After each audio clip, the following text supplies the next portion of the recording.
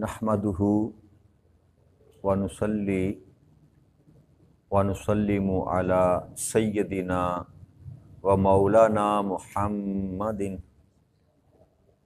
रसूलिहिल नबील अमीनिल मकीनिल हनीनिल करीमिर रऊफुर रहीम अम्मा बाद फ़अऊज़ु बिल्लाहि मिनश शैतानिर रजीम बिस्मिल्लाहिर रहमानिर रहीम।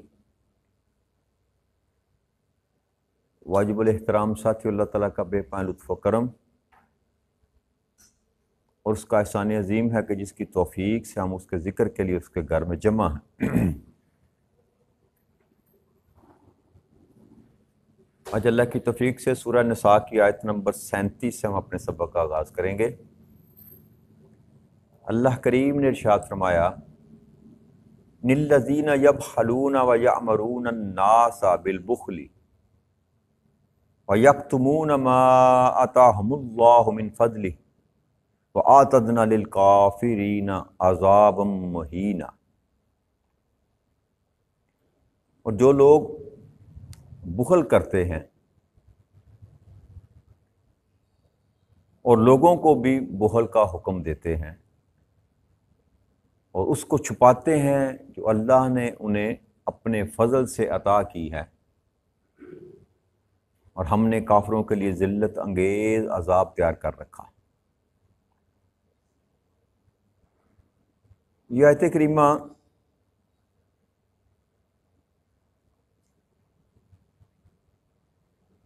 ख़ास तौर पर अहले किताब के लिए नाज़िल की गई।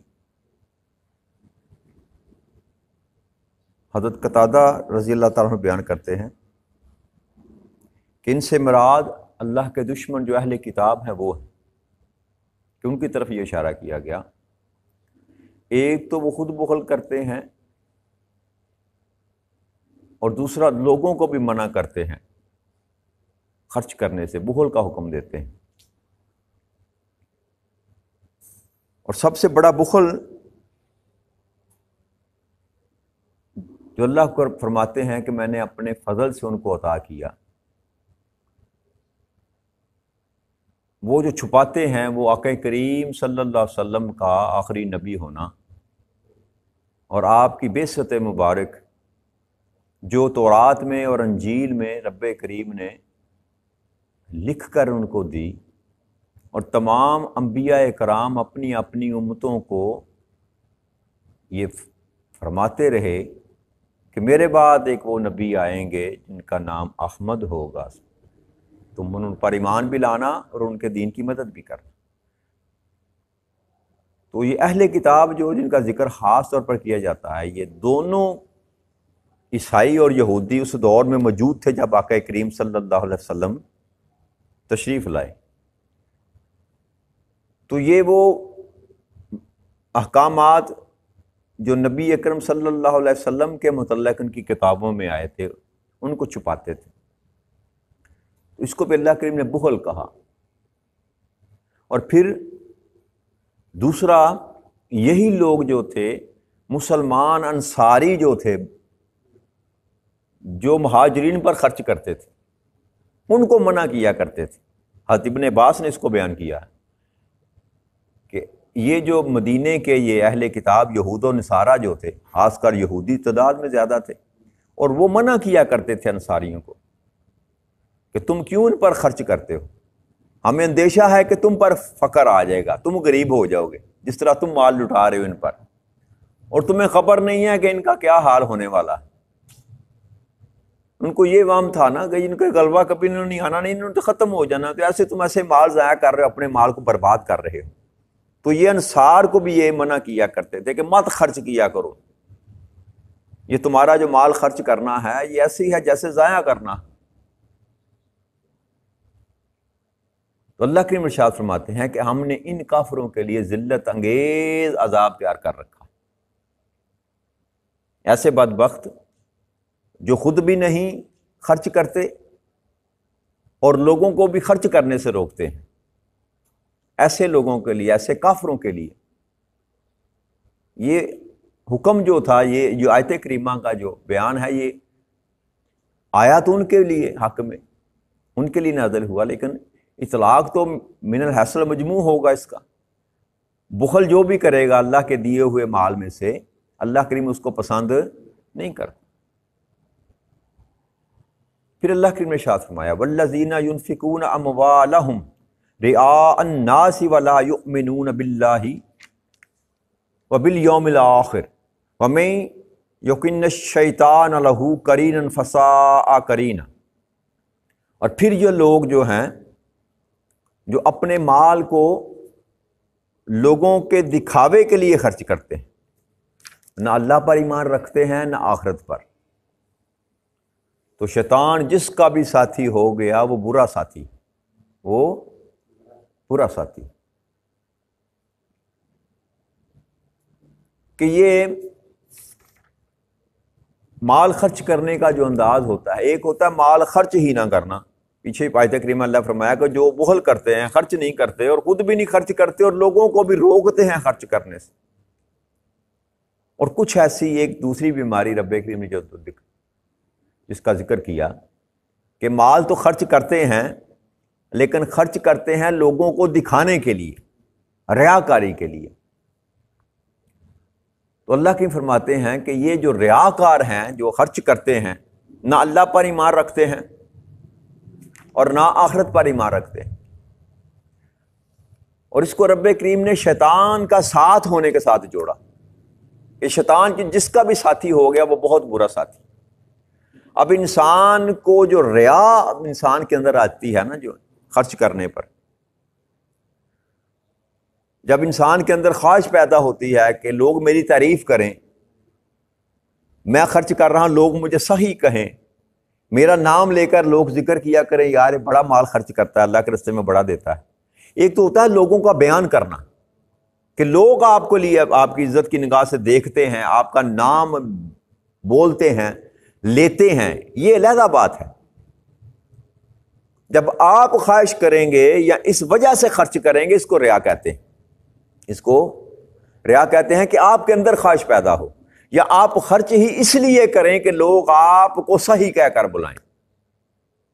تو ایسے لوگوں کو اللہ کریم شیطان کا ساتھی کہہ رہا، اور اللہ نے فرمایا کہ جو شیطان کا ساتھی ہو گیا وہ بہت ہی برا ساتھی، اس سے بڑا اور کوئی ساتھ ہو نہیں سکتا۔ کیوں کہ شیطان کو ہی رب کریم نے کہا ہے کہ تمہارا یہ کھلا دشمن ہے، کھلا دشمن ہے۔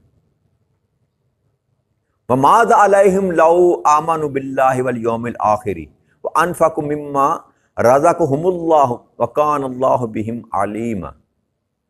اور ان کا کیا نقصان تھا اگر اللہ پر یوم آخرت پر ایمان لے آتے اور جو کچھ اللہ نے انہیں دیا تھا اس میں سے خرچ کرتے اس کی راہ میں، اور اللہ ان کے حال سے خوب واقف ہے، ان کے حال سے خوب واقف۔ تو اللہ کریم یہ استدلالن یہ بات کر رہے ہیں ان کے ساتھ، اس لیے یہ نہیں کہ اللہ کو ان کے مال کی ضرورت تھی، کہ وہ ضرور خرچ کرتے تو تب بھی اللہ کا کچھ بننا تھا یا اللہ کی مخلوق کا کچھ بننا تھا۔ یہ بات سمجھانے کے لیے کہا جا رہا ہے کہ کیا بگڑتا ان ایسے لوگوں کا جن کو میں نے عطا کیا تھا، اگر وہ اللہ پر اور یوم آخرت پر ایمان لے آتے اور جو کچھ اللہ نے ان کو دیا تھا اس میں سے اس کی راہ میں خرچ کرتے۔ اب یہ دو چیزیں رب کریم نے یہاں ملا کر ذکر کیا، پیچھے بھی اور آخر یہاں پر بھی، ایمان اور آخرت پر ایمان، اللہ پر ایمان اور آخرت پر ایمان، اور ساتھ خرچ کرنا، ساتھ خرچ کرنا۔ وہ جو شروع میں سورہ الف لام میم شروع کی تھی نا، الذین یؤمنون بالغیب ویقیمون الصلاۃ ومما رزقناہم ینفقون۔ تو یہ جو خرچ کرنا ہے نا، خرچ کرنا، اللہ کریم نے اس کو بھی ایمان کے ساتھ جوڑا۔ اور میں نے یہ آپ سے عرض کی تھی کہ مومن بخیل نہیں ہو سکتا، اور جو بخیل ہے اس کے اندر ایمان، کلمہ کو تو آپ کہہ سکتے ہیں، میں کسی پر سند نہیں دے سکتا، جس نے کہا لا الہ الا اللہ محمد رسول اللہ، آپ اس کو دائرہ اسلام سے خارج نہیں کر سکتے۔ لیکن اللہ جو بات سمجھانا چاہ رہا ہے کہ جو لوگ بخیل ہیں وہ نہ اللہ پر یقین رکھتے ہیں نہ آخرت پر یقین رکھتے ہیں، ان کا ایمان نہیں ہے۔ یعنی کہ اللہ کو ماننے کا مطلب یہ ہے کہ اللہ کی ماننا. ایمان لانے کا مطلب تو یہی ہے نا، مان لینا. تو اللہ پر جو ایمان رکھتا ہے پھر وہ اللہ کی بات مانتا ہے. اللہ تو کہتا ہے خرچ کر، مطلقاً فرمایا، اور کئی آیات کریمہ لن تنالوا البر، چوتھا پارہ شروع کیا، تم کبھی نیکی کو پا ہی نہیں سکتے حتیٰ تنفقوا مما تحبون، یہاں تک کہ تم وہ خرچ نہ کرو میری راہ میں جس سے تم سب سے زیادہ محبت کرتے ہو. تو یہ جو خرچ کرنا ہے نا مال کو، اس کو اللہ کریم نے ایمان کے ساتھ جوڑا. اور پھر جو اللہ پر ایمان رکھتا ہے وہ خرچ کرتا ہے، یا جو آخرت پر ایمان رکھتا ہے اس بات پر کہ ایک خرچ کروں گا تو مجھے وہاں 70 گنا ملے گا، یا 700 گنا ملے گا، یا 7,000 گنا ملے گا، یا 7 لاکھ گنا ملے گا. یہ ایمان کی بات ہے نا. جب انسان کو یقین ہو اس بات پر، اللہ کی بات پر، اللہ کے رسول کی بات پر، ایمان اس کو کہتے ہیں کہ یقین ہو جائے. وَبِالْآخِرَةِ هُمْ يُوقِنُونَ، ایقان کی حد تک آخرت پر یقین ہے جن کا، پھر وہ خرچ کرنے سے گھبرائے گا وہی جو ان کے چکر میں آ گیا کہ کیوں خرچ کرتے ہو اپنا مال، اتنی محنت سے کمایا ہے تو نے، کیا ملے گا تمہیں، کیوں اپنی پاکٹ کو خراب کر رہے ہو، بڑی محنت سے تو نے کمایا ہے، کیا ملنا ہے تجھے جی، کیوں ان پر خرچ کرتے ہو. یہ سارے جو ہیلے اللہ کے لیے بتا رہا ہے یہ شیطان ہے جو انسان کے اندر ڈالتا ہے. مت خرچ کر، کم ہو جائے گا، کم ہو تو جاتا ہے، 100 میں سے ایک نکالیں گے باقی 99 رہ جائیں گے نا جی. ظاہری طور پر تو کم ہو گیا، لیکن اگر ایمان ہو کہ میرا 99 نہیں، میرا 109 ہو گیا، 10، اللہ نے فرمایا 10 گنا میں تجھے دوں گا دنیا میں. یہ اللہ کا وعدہ ہے، کسی انسان کا وعدہ، کسی حکمران کا وعدہ نہیں ہے. بس یقین کرنے کی بات ہے. کم از کم 10 گنا.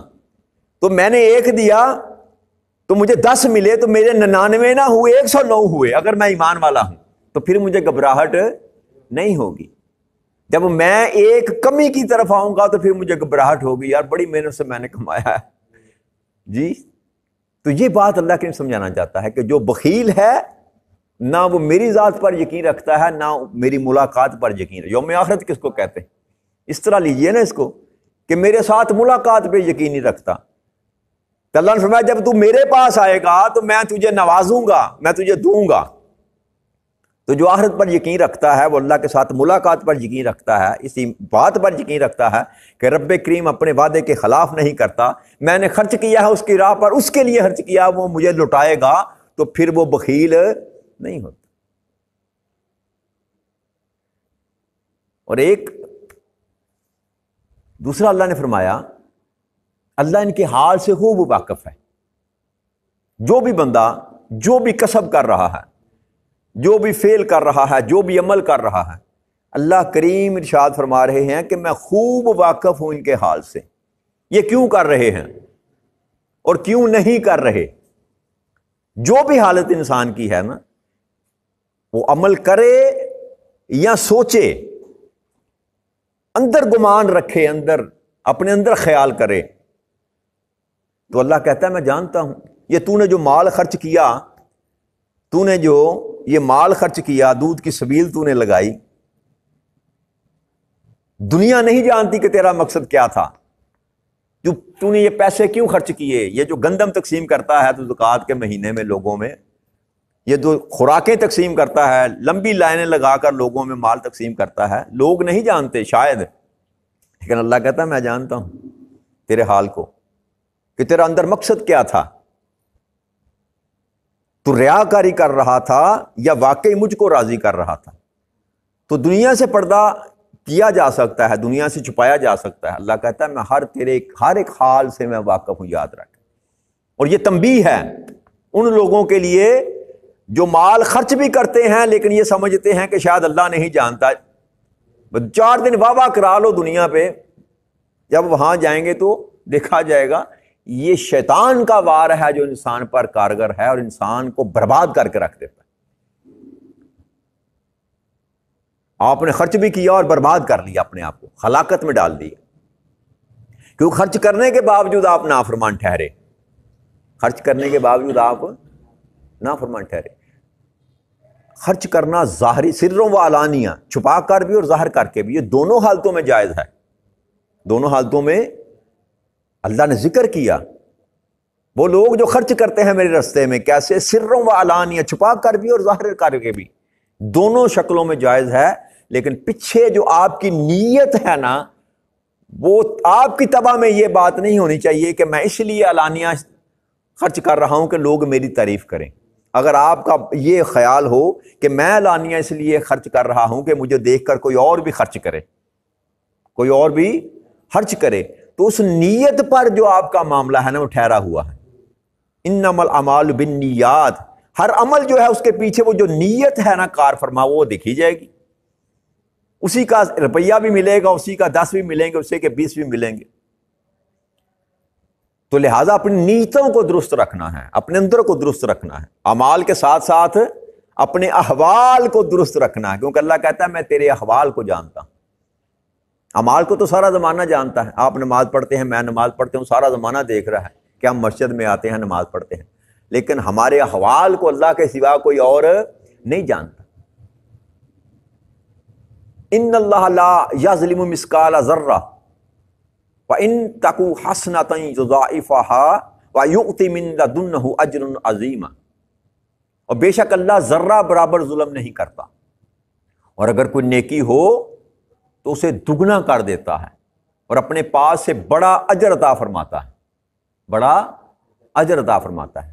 اب رب کریم نے یہ بات بھی وہاں منع کی صیغے میں بات کر کے نا یہاں پھر دوبارہ سمجھا دی بات کہ میں تو ظلم کرتا ہی نہیں کسی پر۔ ظلم کہتے ہیں، ظلم کی تعریف یہ ہوتی ہے کہ کسی چیز کو اس کے مخصوص محل کے سوا رکھنا، بڑھا کر یا گھٹا کر، اصل جگہ سے ادھر کر دینا یا ادھر کر دینا، اس کو ظلم کہتے ہیں، اور ٹھیک مقام پر کھڑا کر دینا اس کو عدل کہتے ہیں، جی اس کو عدل کہتے ہیں۔ تو اللہ کہتا ہے کہ میں کسی چیز میں ظلم نہیں کرتا، جو تیرا مقام ہوگا تجھ کو دوں گا، جو تو کما کر لائے گا تجھے لٹا دوں گا، عدل کروں گا میں، ایک رائی کا ذرہ برابر بھی میں ظلم نہیں کرتا۔ یہ تو ہو گیا جو تو کما کر لایا۔ اب اوپر اللہ کریم نے فرمایا ہاں اگر مشروط کر دیا نا رب کریم نے، اگر کوئی نیکی ہو تو اسے دگنا کر دیتا اللہ کریم، کہ نیکی کو نیکی ہی واپس نہیں کرے گا، کم از کم دگنا کرے گا، کم از کم دگنا کرے گا۔ اور ایک حدیث مبارک میں آتا ہے 10 گنا تو آپ نے سن رکھا ہے کہ ایک نیکی کا 10 گنا یہاں دنیا میں عطا کرے گا، اور 70 گنا یہ عام ہے جو آپ نے سن رکھی ہیں، اور یہ کم از کم ہے، یہ کم از کم ہے جس کا وعدہ کر چکا ہے کہ 10 گنا میں تجھے لوٹاؤں گا دنیا میں اور 70 گنا آگے جا کے۔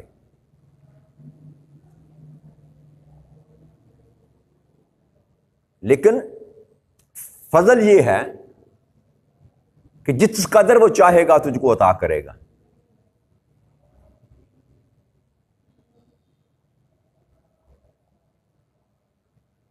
اللہ کریم قیامت کے جب حساب و کتاب شروع ہوگا نا، تو ایک شخص کا حساب جب شروع کیا جائے گا تو اس سے کہا جائے گا کہ اب لوگوں کے حقوق ادا کر،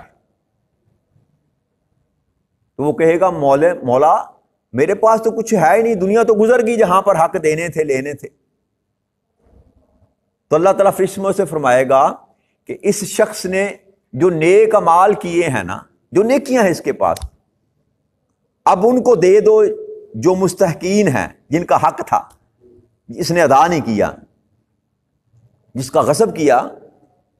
اب وہاں وہ جو نیکیاں میں یہاں آپ کما کر لے کے جائیں گے، وہ آپ کے حصے سے نکال کر اس کو دی، ہر ایک فرد کو دی جائیں گی، جو بھی وہاں پر آپ کا حق کا سوال کرے گا کہ مولا یہ میرا تھا، اس نے رکھا، یا اس نے میرے ساتھ یہ زیادتی کی۔ اس سارے معاملات میں آپ کی نیکیاں نکال کر اس بندے کو، ان لوگوں کو تقسیم کی جائیں گی۔ پھر اگر ایک نیکی یا ذرہ برابر بھی نیکی رہ جائے گی تو فرشتے کہیں گے اے ہمارے رب، حالانکہ اللہ جانتا ہے، اللہ تو اس معاف کو جانتا تھا سارا، لیکن پھر فرشتے کہیں گے رب کریم کہ ہمارے رب، ہم نے ہر حقدار کو اس کی نیکی دے دی، اب اس کے پاس صرف ایک نیکی رہ گئی، صرف ایک نیکی رہ گئی۔ اللہ تعالیٰ فرشتوں سے فرمائے گا میرے اس بندے کی نیکی کو دگنا چگنا کر دو، اور اس کو میرے فضل اور رحمت سے جنت میں داخل فرما دو۔ یہ جو اللہ نے فرمایا کہ دگنا کر دیتا ہوں. اگر ایک نیکی بھی بچ گئی نا وہاں قیامت کے دن، ایک نیکی بھی بچ گئی یا ایک نیکی بھی آپ کے دامن میں نکل آئی تو خوشخبری یہ ہے کہ آپ دوزخ کی آگ سے محفوظ ہو گئے. باقی اس کے فضل پر ہے. دوسری، پھر اگر آپ کی کوئی نیکی نہ بچی،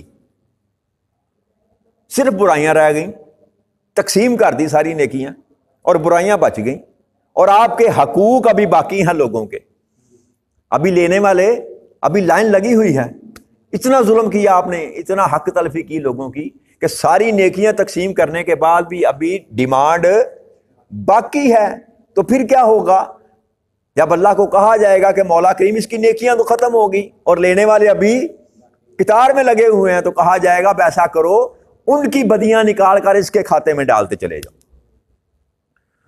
تو پھر ہر جس کا حق تلف کیا گیا اس کی برائیاں نکال کر حق تلف کرنے والے کے اکاؤنٹ میں جمع کیے جاتی جائیں گی، اور اس طرح وہ بڑھتے پھر اللہ فرمائے گا اب اس کو اٹھا کر جہنم میں پھینک دو. تو یہ دونوں طرف معاملہ ہے. سارے کا سارا دار و مدار انسان کے اپنے عمل پر ہے. وہ فضل کا معاملہ وہ ہوگا، لیکن اگر تیرا ہے ہی سارا معاملہ ہی مائنس میں چلا گیا اور لوگوں کا بھی تو نے دینا ہے، کریڈٹ بھی ہے تیری طرف، تو پھر کیسے بچے گا تو؟ بس اس بات کو اپنے ذہن میں بٹھانے کی ضرورت ہے کہ ہم نے اس حساب و کتاب کے دن کم از کم کہتے ہیں نیکیاں نہیں ہیں تو برائیاں بھی تو نہ نکلیں، بیلنس لے کر چلے جاؤ نا، یا زیرو ہو جائے تیرا، زیرو ہو جائے، کچھ نہ نکلے تیرا، لیکن لینے والا بھی تو کوئی نہ ہو نا، تب بھی اس پر فضل، اس کے فضل پر نگاہ رکھی جا سکتی ہے کہ وہ بڑا لجپال ہے. کوئی گا کوئی بات نہیں، نیکیاں نہیں کی تو برائیاں بھی تو نہیں نہ کی اس نے، تو وہ فضل کرنے والا ہے، اپنے پاس سے عطا کرے گا، معاف کر دے گا. لیکن اگر آپ کا بجٹ ہی اس طرح کا خراب ہوا، آپ کا سارا نظام ہی کہ نیکیاں تو آپ نے کی کوئی نہیں اور برائیوں کے ڈھیر لگا رکھے ہیں، تو پھر یہ گمان نہ کریں کہ وہ آپ کو بخش دے گا، وہ آپ کو معاف کر دے گا. نہ، یہ اس کا نظام نہیں ہے. وہ کہتا ہے میں عدل کروں گا، ایک رائی کا برابر ظلم نہیں کرتا. تو اگر وہ آپ کا حق نہیں ہے تو آپ کو دے گا تو اس کو ظلم نہیں کہتے، اس کو بھی ظلم کہتے ہیں. جس جگہ کا جو چیز جس مقام پر ہے اس پر رکھنا، اس کو عدل کہتے ہیں، اور اس مقام سے ہٹا دینا ظلم کہتے ہیں. تو اللہ ظالم نہیں ہے. اگر آپ کی جگہ دوزخ میں ہے تو وہ کبھی جنت میں آپ کو نہیں ڈالے گا، یہ اس کا عدل ہے. وہ باقی معاملہ بات کا ہے، اور ڈال کے بعد میں نکالے گا، کب نکالے گا، کیسے نکالے گا، اس پر کوئی سوال نہیں کیا جا سکتا. تو ہمیں جو کوشش کرنی ہے وہ کوشش یہ کرنی ہے کہ اللہ کریم کے پاس جب ہم جائیں تو اس حال میں جائیں کہ دوزخ سے کم از کم بچ جائیں، دوزخ سے بچ جائیں. اگر نیکیاں نہیں کر سکتے تو برائیوں تو کم از کم باز آ جائیں، اپنا پلڑا جو ہے وہ برابر لے کر جائیں، ترازو برابر لے کر جائیں. وما علینا الا البلاغ المبین. السلام علیکم ورحمۃ اللہ وبرکاتہ.